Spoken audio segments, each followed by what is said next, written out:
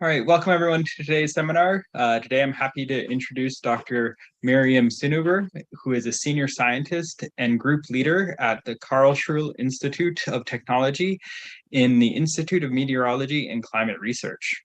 She is an atmospheric scientist with a degree in physics who started her research career in airborne remote sensing of the ozone hole. After receiving her PhD in 2000, Miriam switched gears and started to investigate the impact of solar and space weather events on the atmosphere. This remains the focus of Miriam's research, and we are delighted to have her with us today to discuss energetic electron precipitation into the atmosphere. Miriam, if you would like to take it away. Yes, thank you. Thanks for the introduction and also for inviting me to give the opportunity to talk about my research. And as you have probably noticed from the introduction, I'm actually an atmospheric scientist. So the focus of my research is still the kind of composition and dynamics of the middle atmosphere. That's the atmosphere between maybe 15 and 150 kilometers. And the question is, of course, why would an atmospheric scientist be interested in the magnetosphere and give a talk in the magnetospheric seminar? And the reason I'm interested in the magnetosphere, of course, is because it's a source of particles precipitating into the atmosphere. That's energetic electrons, mostly from the magnetosphere. And these, of course, are the source of the polar lights, as you see in this very nice picture taken from the ISS. But polar lights are just something that happens in the lowest hemisphere, so above 90 kilometers. The impact of the energetic particles from the magnetosphere goes much further down. So there's an impact on the composition of the atmosphere and via feedbacks between composition, radiation, and impact on temperatures and dynamics. Throughout the whole middle atmosphere, stratosphere, mesosphere, so from 90 to 30 kilometers down. And this will be the focus of my talk today. So first of all, I will give an overview what actually is the atmospheric impact of energetic particle precipitation and what's as a mechanism behind. Then I will talk about some more recent developments and what current research questions are at the moment. At the end, I will show a few open issues. But, well, to go into the topic, this is kind of a very nice slide, kind of summarizing what's the impact of particle precipitation on the composition of the atmosphere, is the production of NOx, that's nitrogen oxides and HOX, hydrogen oxides. And I will go into a lot of detail of that later on during my talk. But you see here also very nicely, and that's the reason I put the slide up, is that there are different sources of the energetic particles. There's solar particles, there's particles from the radiation belts and from the auroral regions, from the magnetosheet, and this will affect the atmosphere in different regions, at different altitudes. I'll come to that again in a minute as well, but also in different geographic regions, like the solar particles will mostly affect the area directly around the geomagnetic poles, where field lines are mostly open. And then auroral particles will affect the area around the polar caps. And the radiation belts, electrons will also affect in kind of a circle around the geomagnetic pole, but further equatorward than the auroral particles. This can be seen maybe a bit better in this very nice figures, which are observations of precipitating electrons during a geomagnetic storm. So what you see is actually radiation belt electron fluxes at the top of the atmosphere during a storm, in the storm main phase on the left and during the recovery phase on the right. And these areas that you see where fluxes are enhanced, it's the areas about maybe 55 to 60 degrees of geomagnetic latitude where radiation belt maps onto the Earth's surface and into the atmosphere. Auroral particles would be just poleward of that, and solar particles would come down well over all the area within the radiation belt auroral rings, if you want. So actually, if we're talking about precipitation of magnetospheric particles, they really affect only a very small area directly, and this is also why the impact is not that well understood, because it's difficult to observe changes in these very confined narrow rings around the ovals, but we do know quite a lot about this nowadays. Another thing is that the different sources of particles have different energies, and particles precipitating into the atmosphere will collide with the atmospheric atoms and molecules and just lose a bit of their kinetic energy, so they will decelerate until they have lost all their kinetic energy. So the higher the energy, the lower down into the atmosphere they will come. And electrons with energies of about 10 keV would make it to around 100 kilometers. Electrons with about 200 keV would make it to maybe 70 kilometers, 65, 70 kilometers, and electrons of 1 MeV energy would go down to around 50 kilometers, which is about the position of the stratopores. And this is about the range of energies that radiation belt electrons are supposed to have, so a few tens of keV to MeV. So essentially they lose their energy in the mesosphere, so between 50 and 90 to 100 kilometers. Auroral electrons have lower energies of a few keV typically, so they will affect higher altitudes in the lower hemisphere above 90 kilometers. Actually, in very strong substorms, energies can be higher, so there's an overlap in the energies between the auroral and the radiation belt electrons. And from the point of view of the atmosphere, we can't really distinguish them, maybe by the geomagnetic latitudes where we see an impact, or by the altitude which maps into the energy.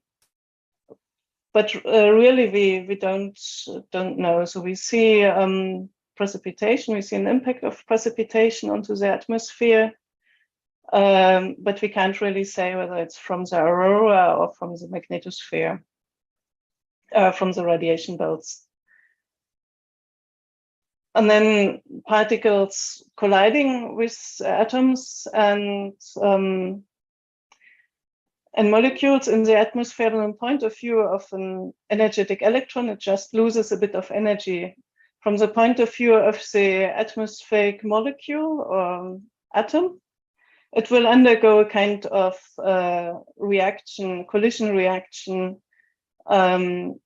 So it may be ionized, forming a positive ion and freeing one electron, which is not energetic but thermalized.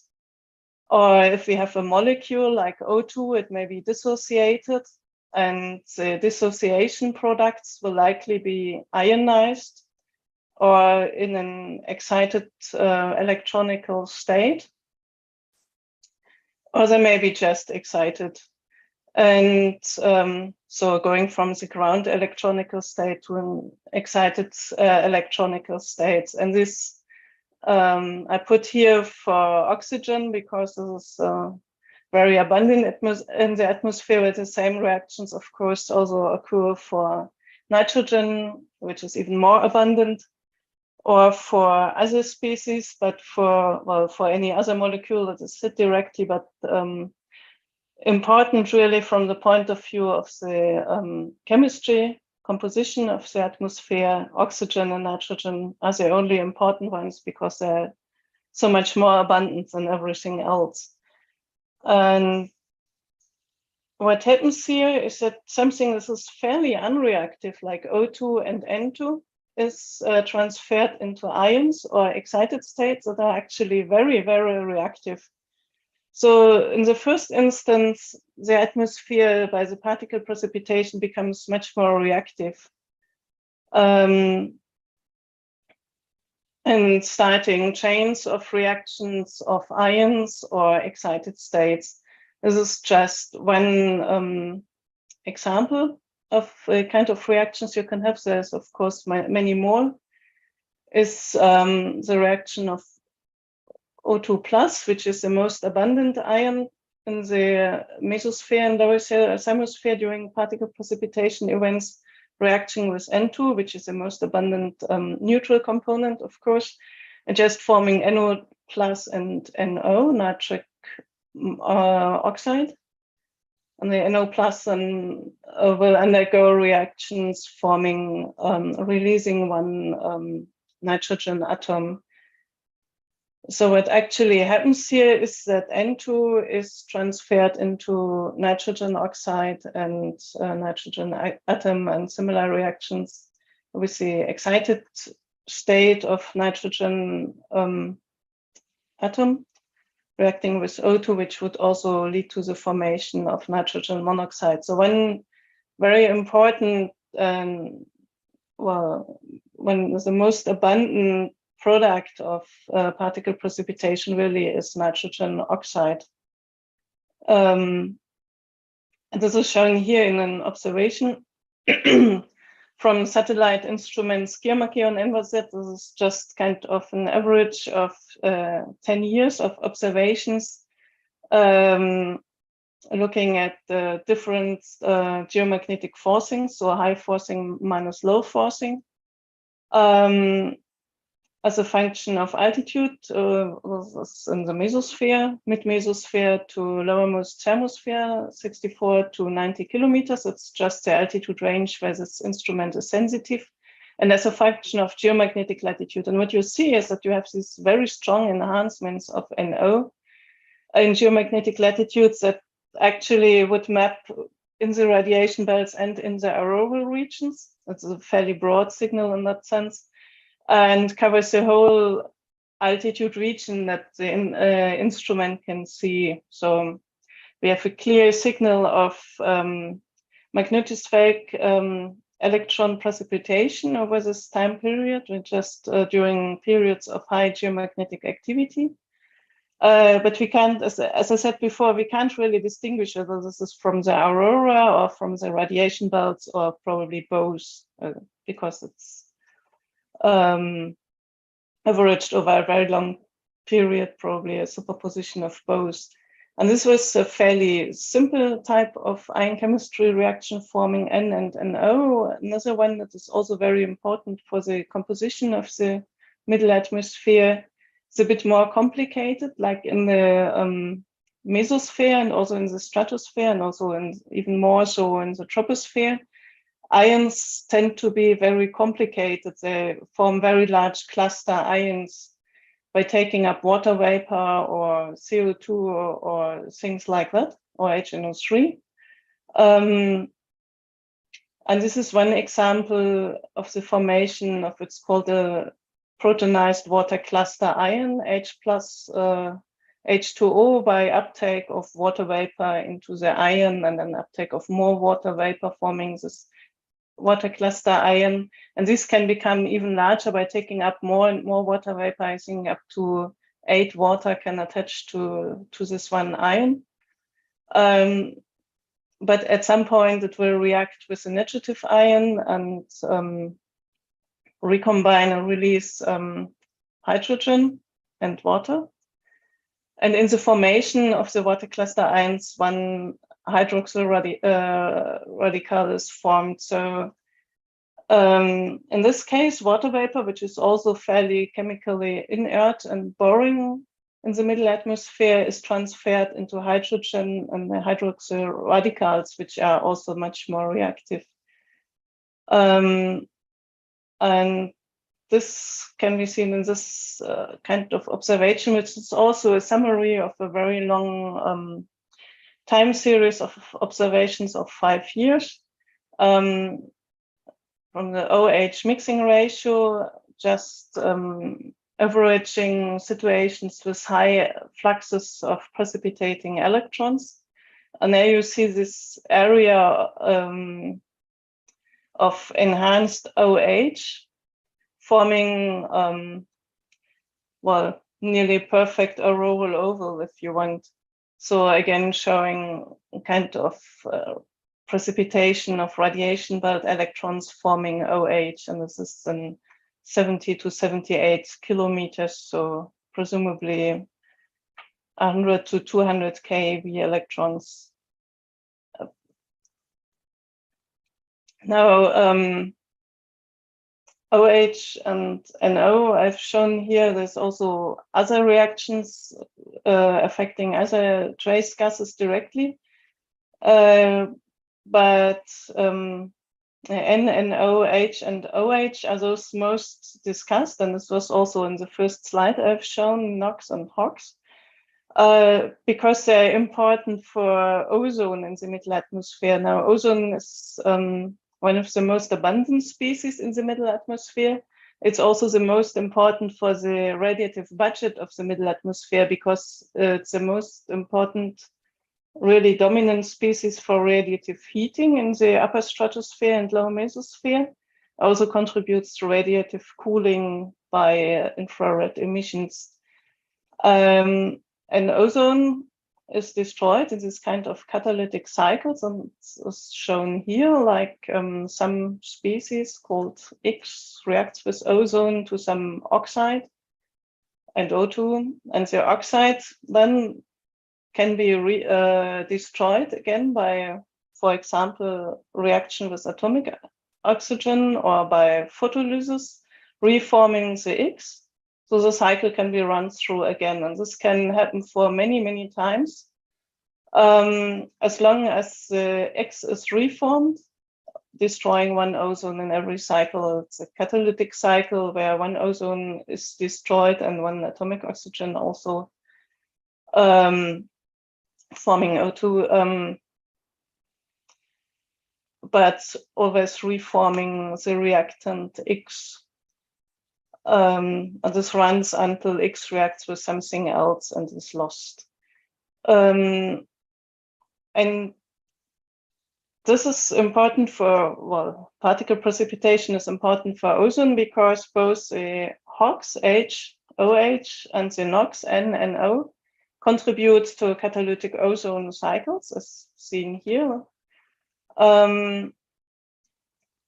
So in different altitudes, so in the mesosphere above maybe 45 kilometers, the cycles with HOX, with H, are more important, while the cycles running with NO are really only effective for ozone loss in the stratosphere below 45 kilometers. So as magnetospheric electron precipitation would affect mostly the mesosphere, this, in the first instance, this is more important. This would lead to ozone loss in the mesosphere during the particle precipitation directly.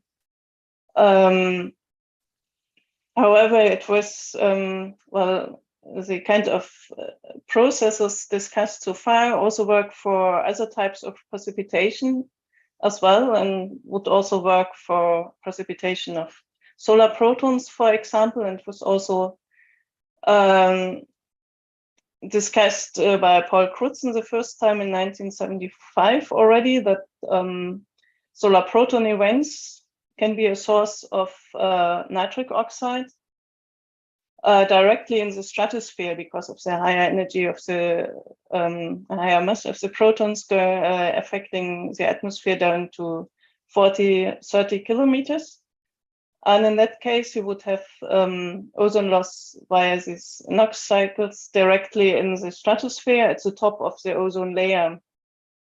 And he said already in 1975 that this is therefore very important to consider the effect of solar proton events on the distribution of ozone in the stratosphere. That's true.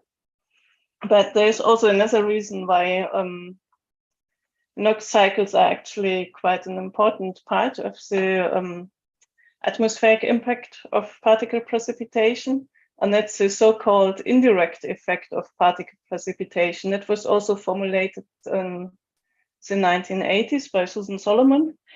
And the idea is following. So you have NO produced by the aurora or maybe by radiation belt electrons in the lower thermosphere or maybe in the uppermost mesosphere. And in the sunlit atmosphere, the lifetime of NO is actually fairly short. So it will live maybe for a few days after a particle precipitation event, and then be photochemically destroyed. But during polar winter, it's dark. So the lifetime is not destroyed by photolysis. A lifetime is practically infinity. At the same time, during polar winter, there's a kind of large-scale downwelling going on throughout the whole winter hemisphere, going poleward and downward. So there's large-scale downward transport at high latitudes during polar winter. So NO is very long-lived. It can be transported down, and it can be transported during one winter all the way down into the stratosphere. And so it can actually destroy stratospheric ozone at the end of the winter when it's transported down there. And in the stratosphere, the lifetime of NOx is actually much longer, so it will stay there for a long, long time. Well, that was first discussed by Susan Solomon, and the term indirect effect was given by Cora Randall in, I think, 2007. But it kind of stuck. And this is, again, a measurement showing what the indirect effect actually means. So this is an observation of NO2, which is formed from NO very quickly, actually, via reaction with ozone, and can be measured by more instruments, actually, than NO. But it's more readily measured, at least in the stratosphere and lowermost mesosphere, than NO. And what you see here is just one polar winter in the northern hemisphere, poleward of 75 degrees north, so at high latitudes. And what you see here is NO2 coming from somewhere above 60 kilometers being transported down throughout the winter and reaching the stratosphere, well, around February, maybe, late winter. But moving down to at least 30 kilometers at the end of the winter. So that's a kind of indirect effect. And then when ozone has reached the stratosphere below 40-45 kilometers, it will contribute to ozone loss at the top of the ozone layer. So this will be quite important for stratospheric ozone in that sense.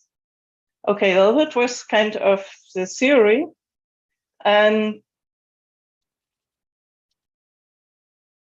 you may have noticed that most of the theoretical descriptions I've given are actually fairly old. They're from the 1950s to 1980s. And the question, of course, is, so what's new? Why is this still a field of research? And of course, there have been a lot of changes since the 1980s. And actually, there was a kind of hiatus in research, if you want, because many of the people who were investigating the impact of particle precipitation in the 1970s and 1980s started to work on the ozone hole when that was discovered in the mid-1980s. And in the meantime, of course, numerical models improved. And the first model experiments that were done with very simple one-dimensional box models just of the atmospheric chemistry, and going to kind of two-dimensional global models just of the middle atmosphere transports coupled with some chemistry. And nowadays, of course, we can do model experiments with chemistry climate models, which cover the whole atmosphere from the surface to the lowest hemisphere, while globally is three-dimensional. And this, of course, enables us to do model studies with much more precision than earlier to investigate the kind of global impact of this particle precipitation events and also long-term impacts. So around 2000, the ozone hole was more or less fully understood, or so we felt at this time. And at the same time, a kind of golden age of atmospheric observation started around 2001 with the start of many different instruments that were able to measure globally and vertically resolved trace gases and temperature in the middle atmosphere, so stratosphere, mesosphere, maybe lowest hemisphere. And these new observations also highlighted particle precipitation much better than before. And there were new discoveries and new interest in the field. So we have a much better understanding of the morphology and quantification of the impact of particle precipitation now than in the 1980s. So, well, the mechanism behind are still the same, of course. But new discoveries also raised new questions. And I will go into some detail about those in a minute. Like, is there actually a contribution of radiation belt electrons? And do they contribute to the indirect effect as well, which originally was thought to be solely from auroral particles, and it's certainly dominated by the aurora, but there's also evidence that there's a significant contribution from the radiation belts that we don't really understand very well. And the other interesting point is the question of, is there actually an impact of the indirect effect even further down into the atmosphere, down to the troposphere and to weather systems? And first of all, some just to give an idea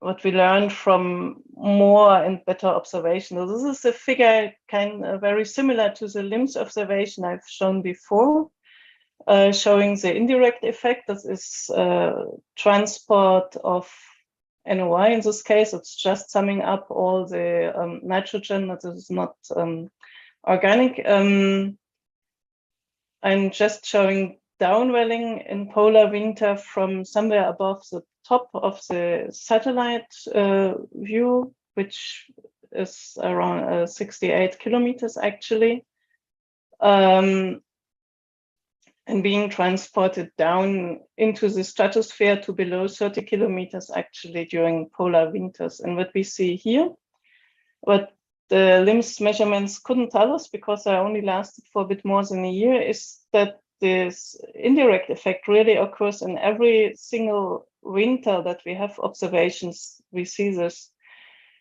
So it's a very repetitive somehow impact of particle precipitation. You really see it in every winter. But if you look more closely at the color scales here, that's a logarithmic color scale.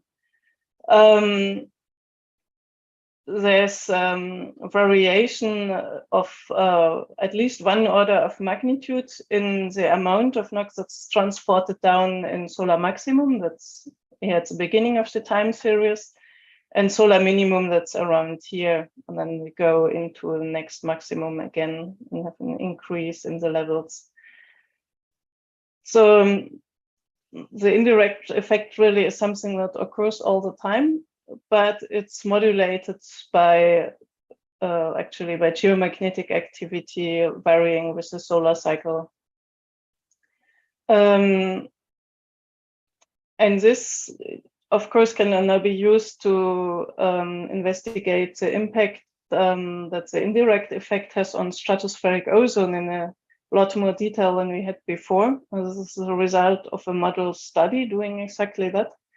So in this case, we used a model that goes up to 80 kilometers and just put in NOI from the observations, actually from these observations at the model top, and did model run with and without this kind of NOI and looked at the difference in ozone. And what we see is in the stratosphere, that's below 1 hectopascal here, that's about 45 kilometers.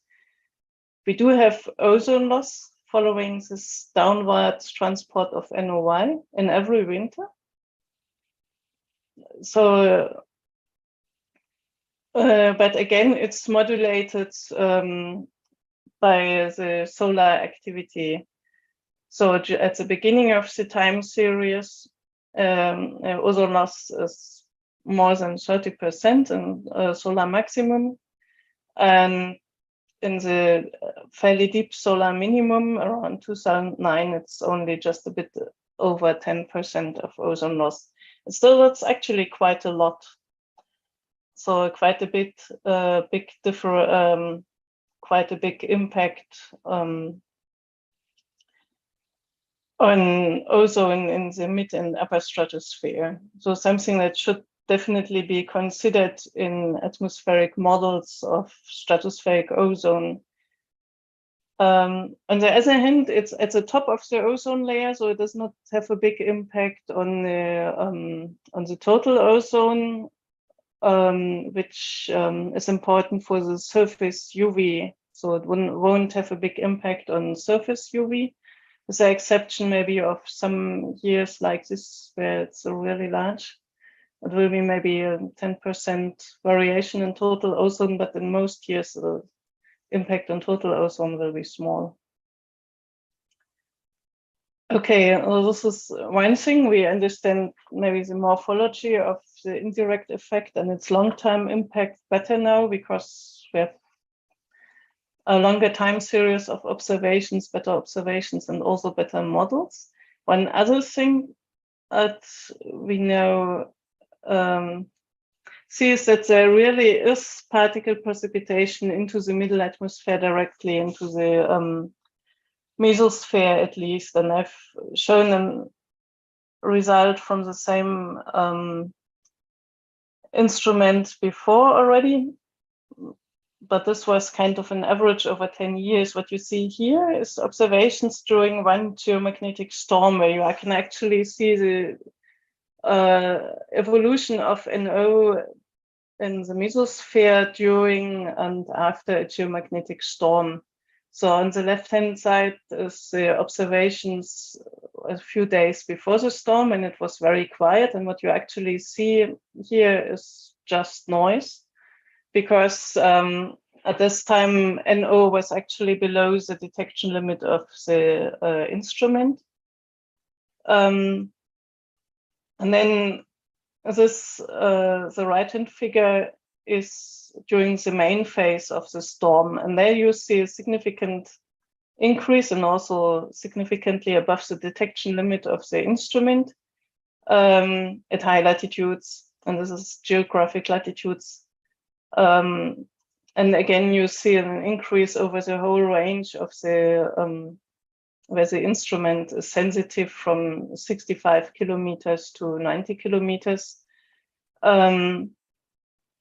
Values at the 90 kilometers are highest, so there was probably also an increase in the, quite a strong increase in the aurora, but this is more likely radiation belt precipitation directly impacting the mesosphere. And this is, now it was geographic latitudes, but it did occur more or less where you would expect from a geomagnetic storm in radiation in latitudes that would connect to the radiation belts. But there were other observations as well. This is now at 68 kilometers, just maps on 2 days of all the observations from one instrument on the 9th and 14th of December. Actually, it's both 2010, sorry about that. 2009, never mind. And what you see actually, this is the northern hemisphere, and I just see that you can't really see this very well. But there's North America more or less here, and Spain, Africa, Europe around here, Northern Europe around here. This is more or less where you would expect the radiation belts to be. At high latitudes, you have high values of NOx because this is polar winter. So these are just because of the indirect effect. We have downwelling from higher up at very high latitudes. So this is what you see here and here. But then on the 9th of December, there was a small geomagnetic storm. You have also an enhancement here, which is also more or less where you would expect within the area that connects to the radiation belts. On the 14th of December, there was no geomagnetic storm. There were 2 auroral substorms very shortly after each other. And what you see here is also enhanced NO. It's not as high as here, but it's still significant. But it's also fairly far south. So this is actually a bit of a mystery. It seems to be formed really south of the latitudes that you would expect. And this is a fairly new observation, and of course it will be interesting to analyze the complete data that we have available in much more detail to see whether this was kind of a singular event or whether this is something that happens more frequently. But at the moment we don't know. And then in 2009 there was a publication showing indication that there may be actually an impact of energetic particle precipitation,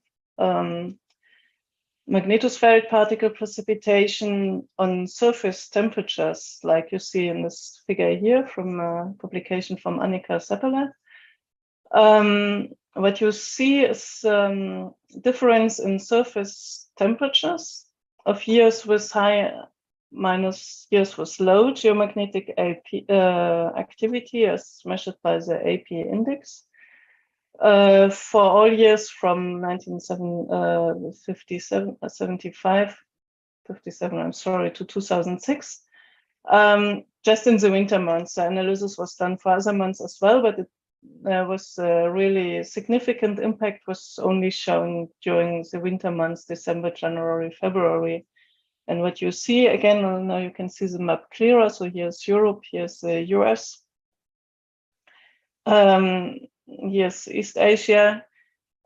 What you see is changes of temperature patterns on the surface. So not an increase in temperature globally, but a change of temperature patterns. This is actually related to changes of large-scale weather patterns or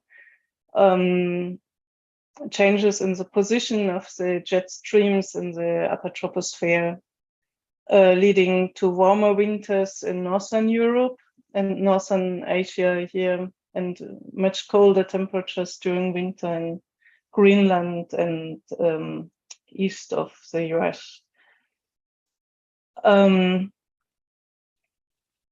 This is, in the first instance, this is a bit of a mystery. I mean, we have particle precipitation affecting, well, mostly the mesosphere, lower hemisphere, fairly high up. And now we have surface signal in winter, only in winter. Well, which is just so much lower down.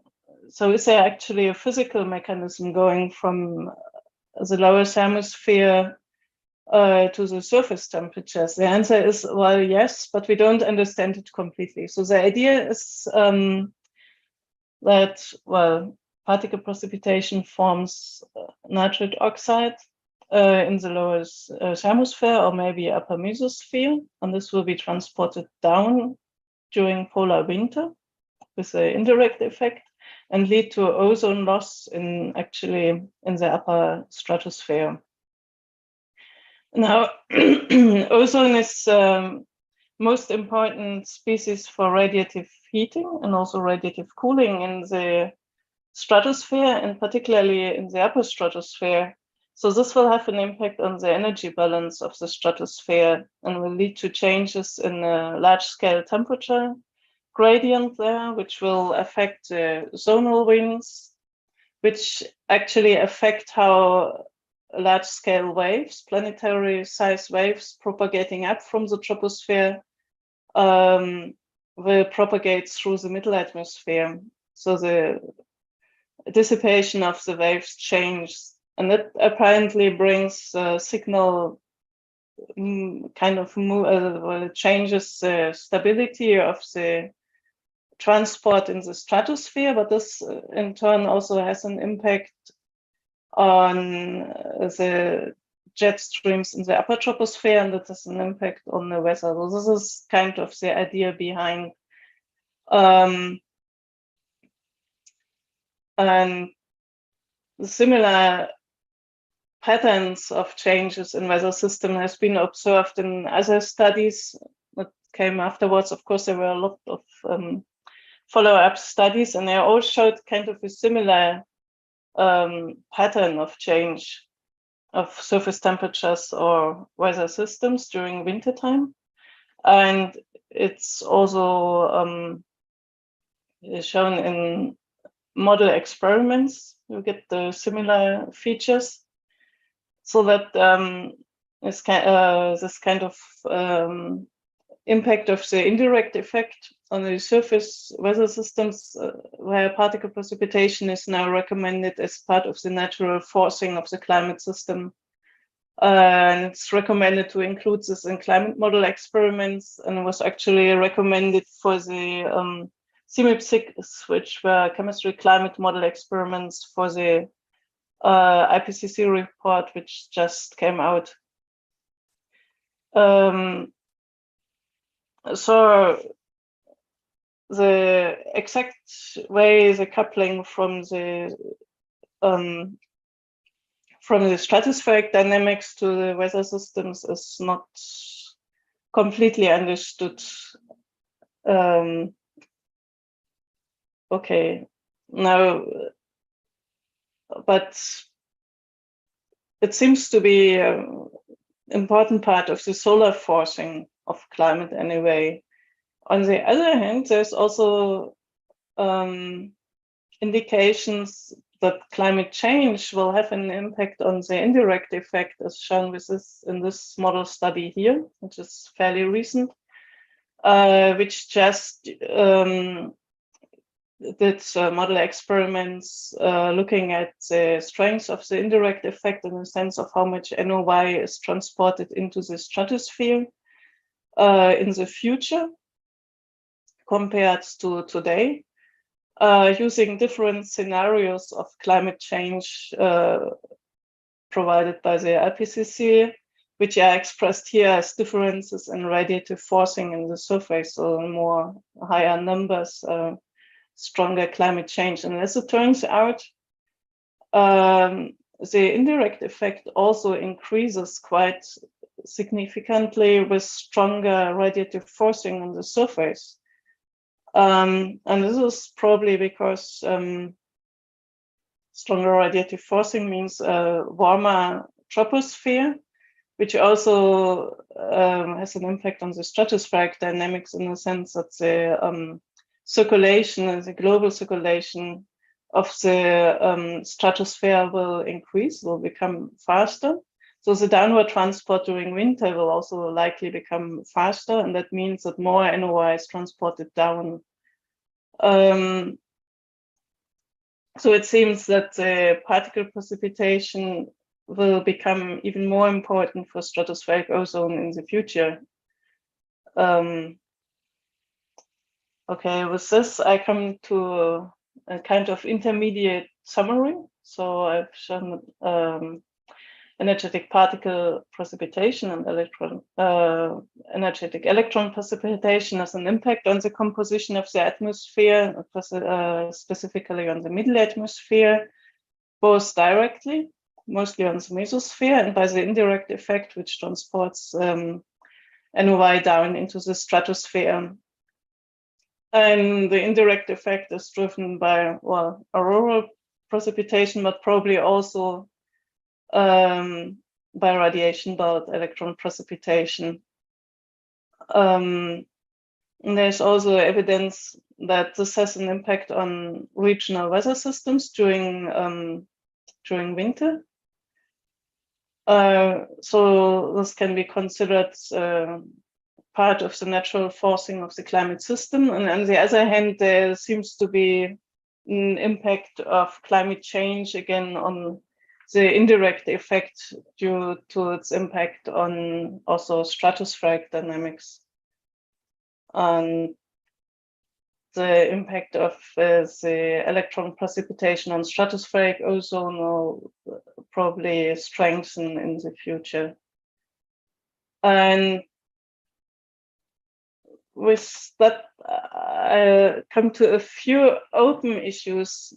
I really still open. One is that the coupling of atmospheric dynamics and surface impact is still an open research question. It means it's not sufficiently well understood. But also the quantification of the impact of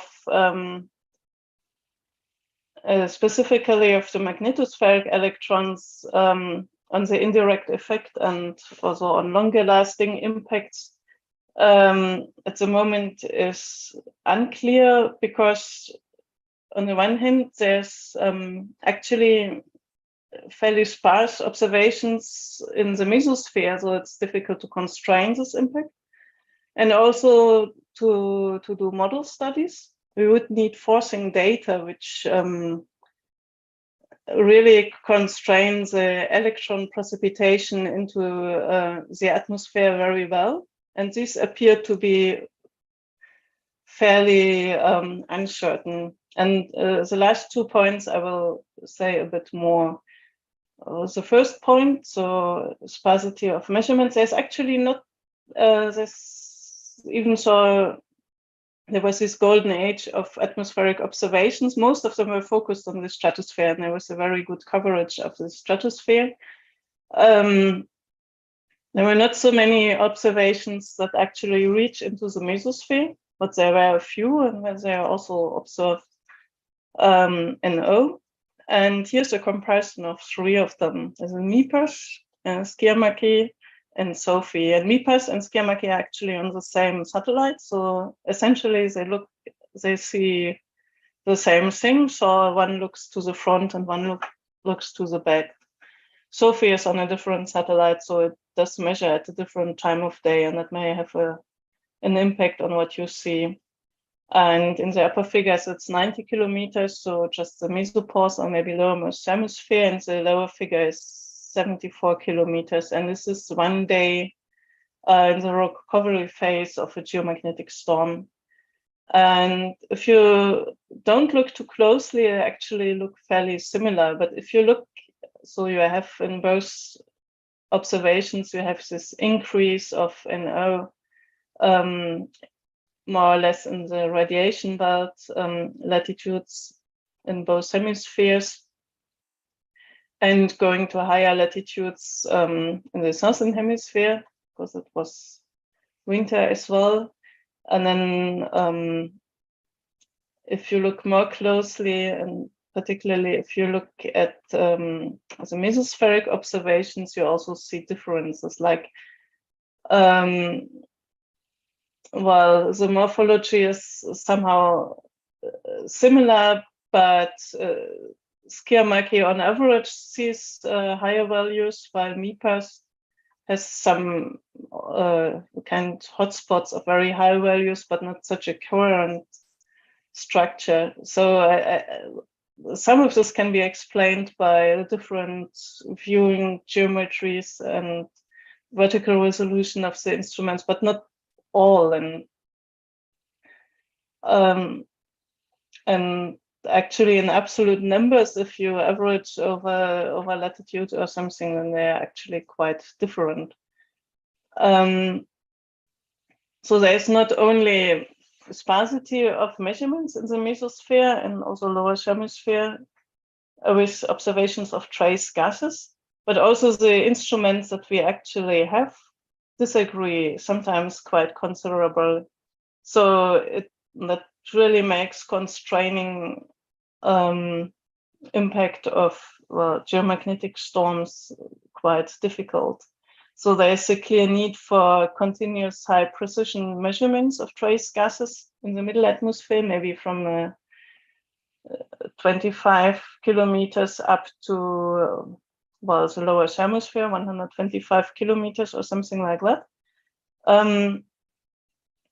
However, unfortunately, the golden age of atmospheric observations is over. Most of the instruments that were launched in the early 2000s are either already dead or very much past the expiration date, so they will probably expire soon, and there's hardly any follow-up. I think there's no follow-up within the next few years, so it's actually possible that we will end up with no observations of trace gases in the middle atmosphere within the next few years. And with this, I will put in a short commercial break and show one instrument that is at the moment still in the run and would measure the middle atmosphere with a very high spatial resolution, both in the vertical and in the horizontal, let's say CART, which is one of 4 candidates selected for phase 0 studies for the ESA Earth Explorer 11. And CAT is supposed to be an infrared limb imager. That means it will take kind of pictures instantaneously of vertical and horizontal field of view, going from 5 to 115 kilometers. With a vertical resolution of 1 kilometer and 400 kilometer horizontal coverage across track of the satellite with 5 kilometer resolution. And it would, of course, enable us to see a lot of detail instantaneously, like in the picture here. You see kind of what we would expect to see from a gravity wave going through the middle atmosphere. And this only goes up to 60 kilometers, but of course, you would have the same amount of resolution in the lowest hemisphere and could measure NO production by the aurora with the same kind of horizontal and vertical resolution. And there, I think that would be, well, really quite intriguing to, because this, of course, also happens on very small scales horizontally. And then it's an infrared interferometer, means that in every pixel of this field of view, you have interferogram of the complete spectral range with more than 29 trace gases measured all simultaneously for every one of these pixels. Well, that would be a great instrument. Unfortunately, there's one of 4 candidates at the moment. There will be a selection of only 2 of them for phase 1 next year, and down selection to only 1 candidate in 2025. If it's successful, then launch will probably be around 2032. So quite far in the future. It will not give us continuous measurements from now to then, but it will give us a view of an atmosphere that will probably be different from today, with a very high resolution. Okay, and with this I come to the next and actually the last point, which is that there also seems to be a need for better observations of precipitating electrons as well. As I think is very well exemplified this study here, which is an intercomparison study of 8 different atmospheric ionization rate data sets. So a model that calculates the atmospheric ionization for a period covering a geomagnetic storm in March and April 2010. And the thing is, they are all based on the same data set of electron fluxes from POSE. They treat the electron fluxes differently, so there are different cutoff energies between 300 keV and 2.7 MeV. Some of them use both POSE telescopes, so one is looking up and one is looking to the side. Most use only one of them because this is supposed to be more sensitive to precipitating particles and not to trapped particles. And they also do other things slightly differently. And the outcome is, if you look at the results here, that there's really a 1 order of magnitude difference during the storm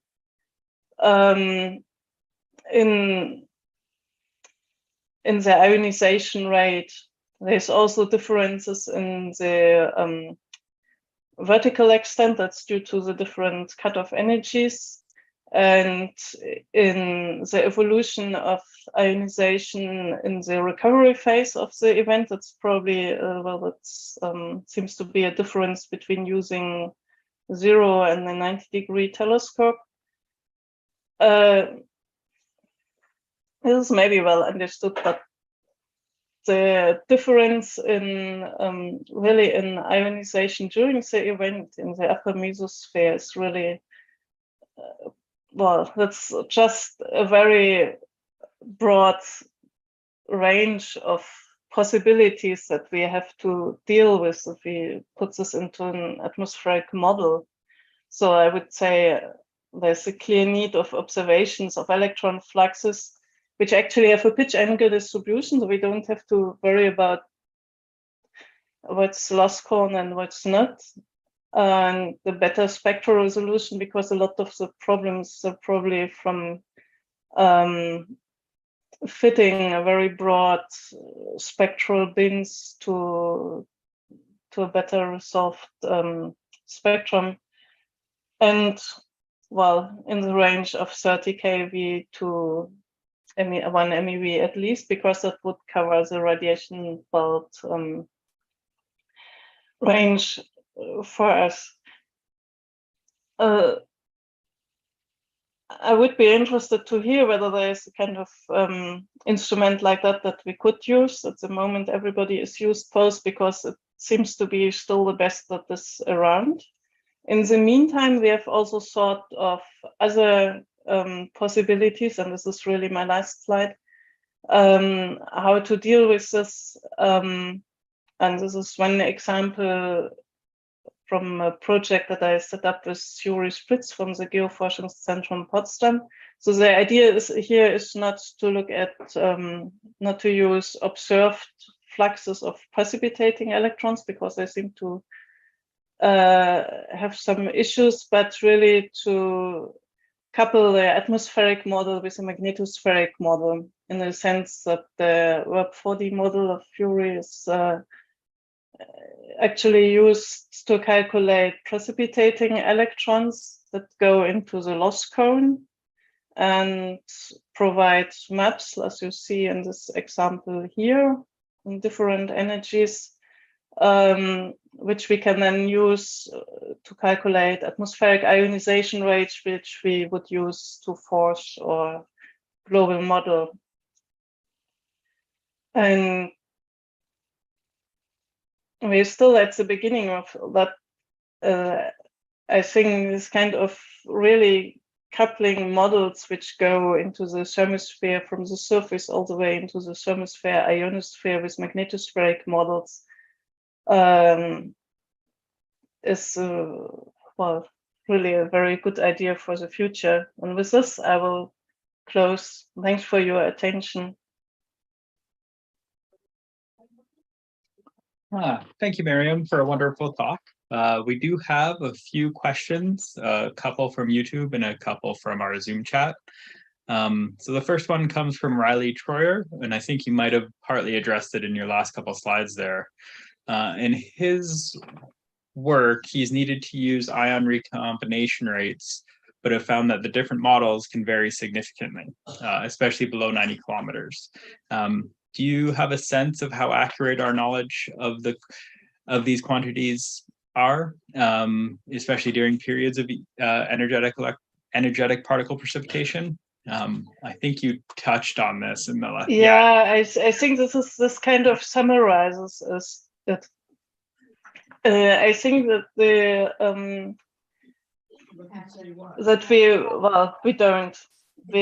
don't really can quantify that very well. And what we are trying at the moment is actually using, and we also tried this in this study, using different ionization rate data sets and compare them with atmospheric models. So we can fairly definitely say that the rates that have the lowest values here, like these and these, provide too little impact on the atmosphere compared to what we observe, for example, NO. But this is a bit indirect, of course. And yeah, I think we can clearly see that there is an impact. There must be ionization of the mesosphere, at least during geomagnetic storms. But I think we would need better observations of the electron fluxes to really quantify that.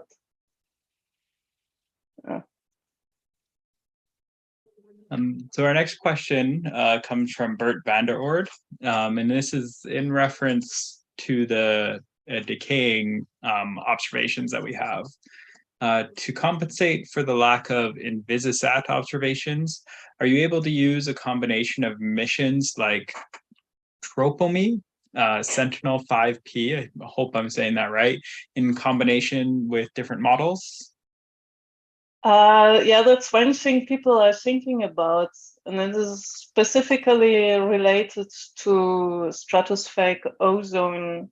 This may be a way forward to use the kind of Tropomi. I hope I'm not mistaken there. I think this measures like the total ozone, but not the vertical resolved ozone. And there's ground-based measurements which measure profiles of some trace gases, at least in the stratosphere, so we can use that. And we would have to use models as a kind of transfer standard, but even with that, I think we are quite limited in what we can really observe if we don't have these global vertically resolved observations. I mean,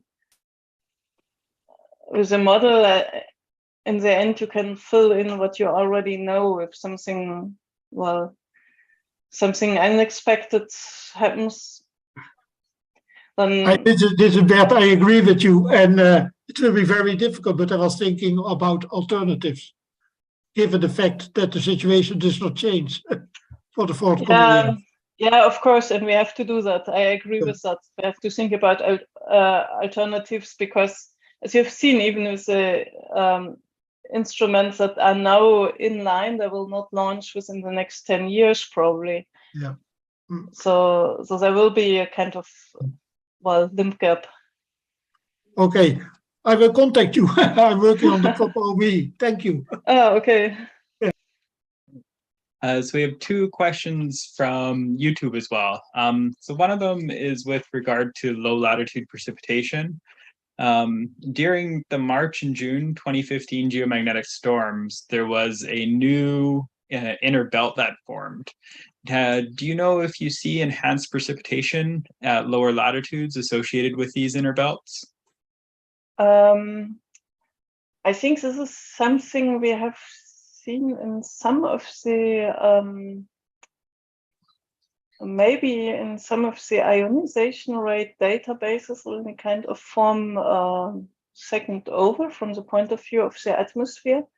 But at the moment I can't say whether we see an atmospheric impact, because most of the studies we did with the satellite data that we have were kind of looking at averages.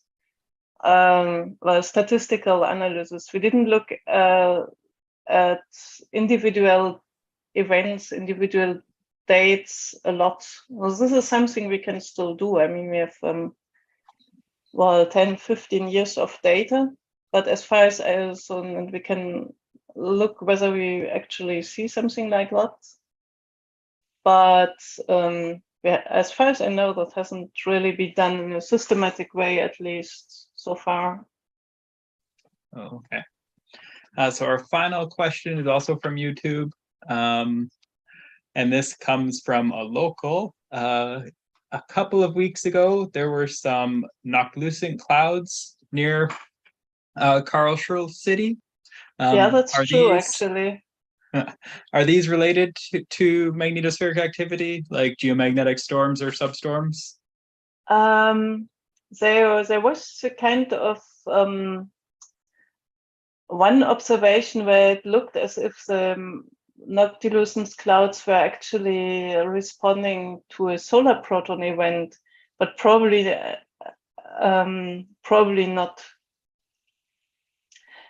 I think it's just possible that this was more likely due to the what's called Tonga eruption, which actually brought water vapor into the mesosphere. So it was in the southern hemisphere. So, so I don't know whether this already arrived in the northern hemisphere, but that would be a more likely source. Generally speaking, if you see noctilucent clouds at low latitudes like Karlsruhe, and it was actually not the first time, I think 2 years ago, that was also observed, it's more the mesospheric dynamics responding to some disturbances, actually. Okay, excellent. Thank you. So that's all the questions we have today. Thank you for a wonderful talk. We will have no seminar next week because of the long weekend, and we'll follow up in August 8th, I believe, with Louis Ozeki, who will be talking about energetic pitch angle distributions from Van Allen probes. So thank you again for a wonderful talk, Miriam. Yeah, thank you for inviting me again, and thanks everybody for listening in. All right. Have a wonderful weekend. Sorry, Yeah. have a wonderful week.